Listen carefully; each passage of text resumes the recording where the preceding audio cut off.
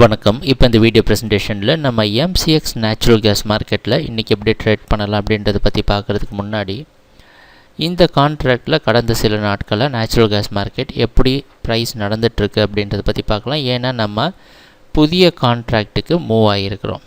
அதனால் கொஞ்சம் இந்த சப்போர்ட் ரெசிஸ்டன்ஸ்லாம் ஒரு சில மாற்றங்கள் இருக்கும்.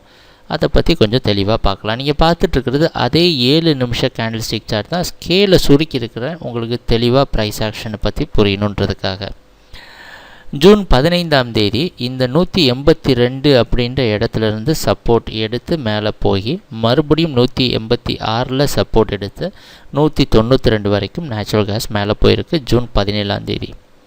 அதுக்கு மேலே நிற்க முடியாமல் மறுபடியும் கீழே வந்து 186 ரெசிஸ்டன்ஸ் எடுத்து திருப்பி 188 மறுபடியும் 182 ரெசிஸ்டன்ஸாக மாற்றி 176 வரைக்கும் தொடர்ந்து வந்து 176 சப்போர்ட்டாகவும் 182 ரெசிஸ்டன்ஸாகவும் வச்சு ட்ரேட் ஆகிட்டு இருந்தது.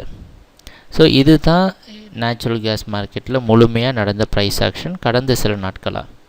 இதிலேருந்து என்ன தெரியுதுன்னா 192 மற்றும் 86 82லாம் ரெசிஸ்டன்ஸாக இருந்தது.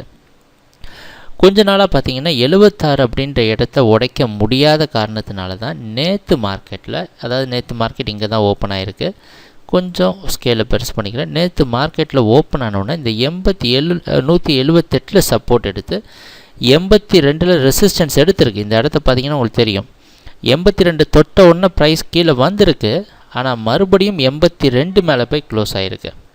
ஸோ நேற்று மார்க்கெட் 82க்கு மேலே க்ளோஸ் ஆனது ரொம்ப முக்கியமான விஷயமாக அமையுது. இதனால் என்ன தெரியுதுன்னா நேச்சுரல் கேஸ் மார்க்கெட் இன்றைக்கி அப் ட்ரெண்டுக்கு சாதகமாக இருக்கலாம். அடுத்தடுத்த டார்கெட் 86 92. எதனால் அப்படின்னு சொல்கிறோன்னா இங்கே பார்த்தீங்கன்னா உங்களுக்கு தெரியும் இதுக்கு மேலே ட்ரேட் ஆன சமயத்தில் 82 சப்போர்ட்டாக வச்சு மார்க்கெட் மேலே போயிருக்கு. இதே ப்ரைஸ் ஆக்ஷன் இங்கே ரிப்பீட் ஆகிறதுக்கு வாய்ப்பு உள்ளது. அந்த காரணத்தினால இன்றைக்கி நேச்சுரல் கேஸ் மார்க்கெட் அப் ட்ரெண்டுக்கு சாதகமாக இருக்கும்னு எதிர்பார்க்குறோம்.